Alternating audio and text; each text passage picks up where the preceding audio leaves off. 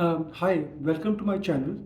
I'm Satya. I'm Delhi-based professional, and I love reading books, and I love to share my ideas about the books that I've read. So today I'm going to be talking about a book which is very relevant. It is the volume 2 of the biography of Mahatma Gandhi by Ramachandra Guha. So this is a book which is the biography of Mahatma Gandhi, and this covers the years 1915 to 1948. So, a little bit about the writer Ramachandra Guha. He is one of India's best known public intellectuals. He spent 10 years writing his biography of Mahatma Gandhi. Two volumes.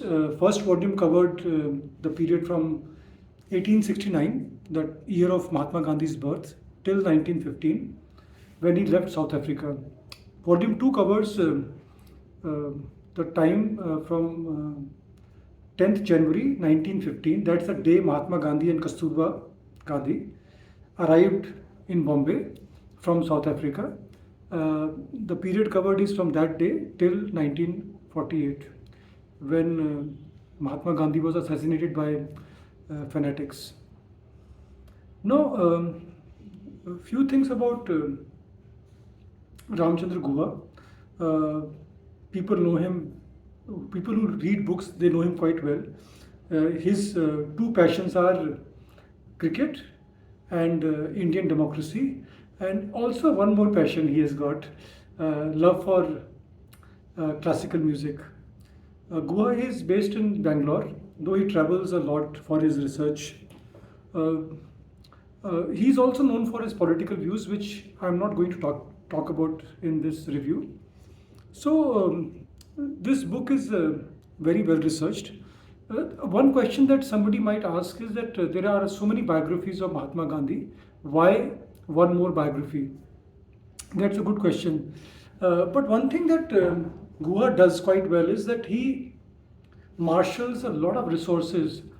He digs deeper into all the writings and letters of Mahatma Gandhi, which have been very nicely archived. So, all the correspondence of Mahatma Gandhi, all the letters that he wrote, it's all archived. So, he's gone into a lot of primary resources, which could be original documents which are there in different museums and archives. What Guha does is that he creates a portrait of a man, and Ramchandra Guha is a fanboy of Mahatma Gandhi, so you can see his love for and admiration for Mahatma Gandhi in every page of the book. I'll tell you about my takeaway from the book. So, one thing that this book does really well for me, because I have a love for history, that it from 1915, when Gandhi arrived in Bombay. He had traveled with his wife Kasturba, and he was very unsure of what he would do in India. He was very unsure about how people would perceive him, and he was not very confident. So when he landed in Bombay, there were some people who were there to receive him. Gandhi was at that time, in 1915, he was 46 year old, and he was known a little bit about his work he's done in South Africa, but he was not a mass leader. He was not very well known. Some people in media knew about him, some people in Congress knew about him, but otherwise, not many people were aware of him. So, in the initial 2 3 years, Gandhi, and I would call him Mohandas Gandhi because at that time he was not Mahatma, he was not called Mahatma. So, he arrived in Bombay and then he moved to Gujarat.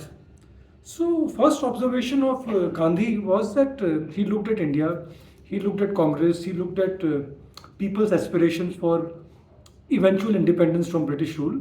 And first thing that struck him was that in India, nationalism meant people from upper classes forming associations like Congress Party, which was called Indian National Congress, or Muslim League, or other such parties. So essentially, people from upper caste, upper class, and upper caste forming associations and petitioning government about reform, a gradual political reform. That was one segment of people who were advocating for eventual independence. So this was one set of people, and second set was younger people operating on their own or small associations of revolutionaries, mainly in Bengal, Punjab, and Maharashtra. So Gandhi thought that for a country like India, we need to awaken the masses, and to awaken the masses, we need to talk to their language and we need to talk about their concerns. So till that time, all the parties, political parties, mainly Congress and Muslim League, were talking about issues concerning upper classes in India. There was some mention of some issues which impacted farmers and people from lower classes working in factories and all, but not much. So Gandhi decided to set up his ashram in Gujarat, in Sabarmati, and he gradually started building a community there. And he recruited a lot of young people to join him. So, one funny thing happened when he was asking people to join him. He had laid down some conditions. So, obviously, we know that Mahatma Gandhi was okay, he was Mohandas Gandhi at that time. He was against drinking, against smoking, against eating meat, against sex also. So he one of the condition was that a person who joins his ashram has to be celibate. Now a lot of young people at that time told him on his face, because he was not Mahatma Gandhi, the towering figure that we know of. He was just a upcoming politician, and people told him on his face, "Ki you are simply bullshitting. I mean, you got married, you had kids, you had lots of sex, and now you're telling us that we should not have sex." So it led to some funny situation where people told him on his face that he was being impractical, but he stuck to his condition. He wanted people to be celibate, and his views on sex and food and diet and religion, they are all very well documented, because in those days politicians wrote a lot. Every day they were writing long letters to different people, authorities. They were writing in newspapers, magazines. Mahatma Gandhi had his own newspapers. He would have extensive correspondence with so many people. So all his views are laid out, and a lot of views are debated and discussed. People agree, some people disagree. So coming back to the book, so the book is very detailed, it's very thick, and what it did for me was that it gave me an account of India from 1915 till 1948. It was typically a week by week account. So it is so detailed that you feel that you are transported back into India of that time, and you are living in India of that time, because it is so detailed. So Gandhi is there, the central figure, but so many things are happening in India at that time that you feel that you are actually witnessing history in front of you. Also, I found myself disagreeing with Guha on a lot of points. I felt that Gandhi had certain fixed ideas. He was at times very stubborn. Um, Lots of things which I personally don't agree with. But I must say one thing, that I have complete disregard for RSS view of Gandhi. I don't agree with that. But yes, as a person who is looking back on Gandhi, I can see that yeah, there are a lot of things which are very simplistic. So the story, I mean, like Gandhi's life story. So by the time it is 1919, Jallianwala Bagh happens. Uh, Gandhi has attained a national stature. He's attained the national stature basis his thinking that masses need to be involved. So he's converted Congress into a mass organization. He launched a membership drive. He spoke in the local language, Hindi, and wherever he went, if he could speak local language like Gujarati and all, or he would get a local translator to sit with him while he gave the speech, and the person would translate that speech on the spot, like he did in South Indian states. So he had emerged as a national leader by that time, and he was leading the movement. Uh, so 1920s was a time when India witnessed, especially North India witnessed, tremendous Hindu-Muslim tension. In fact, I was a bit surprised when I read the book. There was so much of tension in North India, in Delhi, that it seems like the present times when there are tensions, though obviously today Hindus are dominant and all those things, but that time these two communities were literally at loggerheads, And Gandhi was making an effort to create a platform where Hindus and Muslims can come together. It succeeded for a short time during Khilafat movement, but largely it was not successful. Later on in life, in 1930s and 40s, Mahatma Gandhi had Jinnah as one of his main opponents. Other opponent was Ambedkar, Dr. Bhimrao Ambedkar. One was representing Dalits, other was representing Muslims, and the entire debate was that Gandhi said that Congress represents Muslims and Dalits, and there are lots of details there, so you can read the book. But that debate remained, and the debate is still not solved, by the way, because Dalits still have grievances. They are still struggling, and after 75 years of independence, we are still not able to create a society which is casteless. So that's a negative, if you ask me about our democracy and our nation building. I hope some work is done on this. I'll come to. I would not go into details of Mahatma Gandhi's sexual experiments. It is there in the book. It's very detailed. I personally don't agree with it because but again, it's a personal view. I think it was very simplistic about his views on sex. He wanted everyone to abstain, which I think medically is not good. But again, I am not offering any opinion. I personally disagree with him.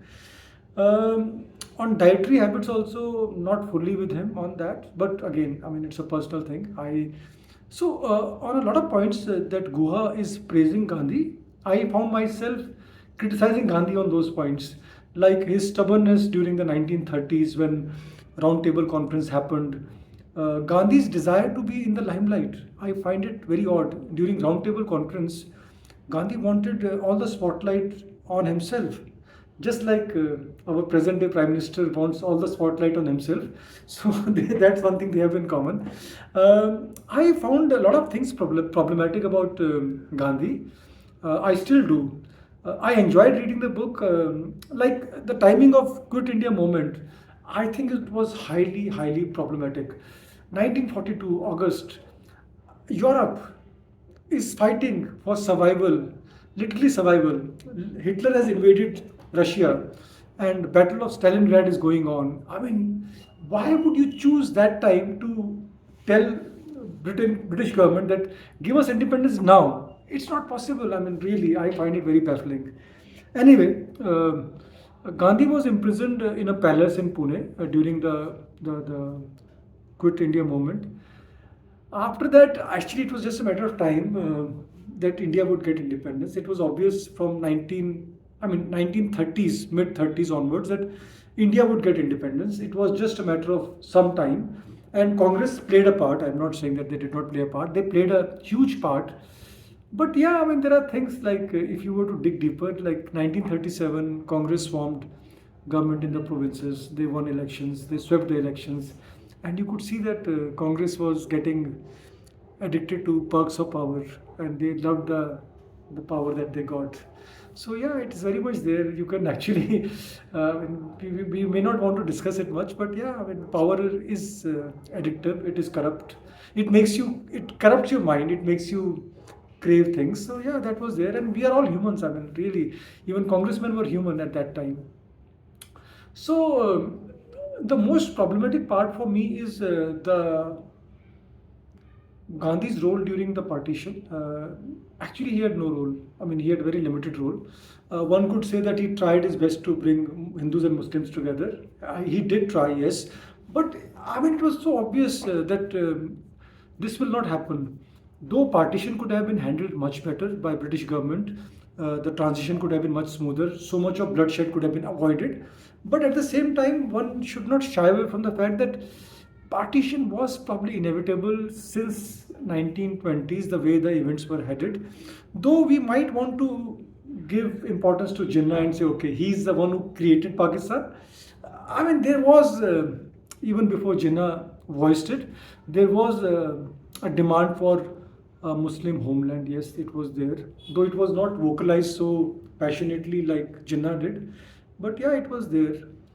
Also, I think Mahatma Gandhi had become kind of irrelevant by the time partition happened, by the time we got independence. It might seem controversial statement, but yeah, he was pretty much on his own. He was trying to do things. He was in Bengal. He tried to kind of douse the fire of partition. He succeeded to a small extent, right? I mean, we can try and magnify it, but yeah, he had a very limited impact on what really happened, loss of life and all. But again, you need to read the book and find out. The book is very readable. It's easy prose. There are lots of things which I have not touched upon, which book goes into details, like Mahatma Gandhi's relationship with Sarla Chaudhary in the late 1919 onwards till the 30s. One of the most moving passage in the book, which is probably unintentional. Uh, Kasturba Gandhi died in 1943 when they were imprisoned in Pune, Aga Khan Palace, and those 5 or 6 pages detailing the last 3 days of Kasturba. She died of a natural cause. I think it is tuberculosis. There was no cure available at that time, but government had tried its best to get the best possible treatment for her. But she had the most miserable and horrible last 3 days before she passed away. And Guha does a good job of recreating those times, like those days. So it kind of hits you very hard. Uh, Gradual ebbing away of life from a person, and the way he describes it. And lastly, a person who is very well known, has done great work for the masses, is never a hero to his own family. And that was the case with Gandhi. His own sons, his own family, was not very impressed with him. They were largely at loggerheads. So today, his descendants might claim that they are inspired by his life. That is fine. But during the time he was alive, his sons, they really did not have a great opinion about him and what he was doing, and they were at loggerheads. So yeah, but still, I think this is an enjoyable book. It's a good book. It makes you understand Gandhi as a person. You get to know him as a person, which is the achievement, because you may agree with him, you may disagree, or you may partially agree like I do, but nonetheless, it brings alive that time so beautifully. And my again my suggestion: don't wait for any Netflix series or any web series. Read the book. There is no substitute for reading a good book. So yeah, and thank you very much for watching this review till the end. I enjoyed talking about the book. In fact, I can go on talk. I probably will do a second review of this book because a lot of juicy bits I missed out on this. So yeah, I'll do that. Thank you very much for your time. And yeah, you watching this the video is an encouragement for me. Thank you.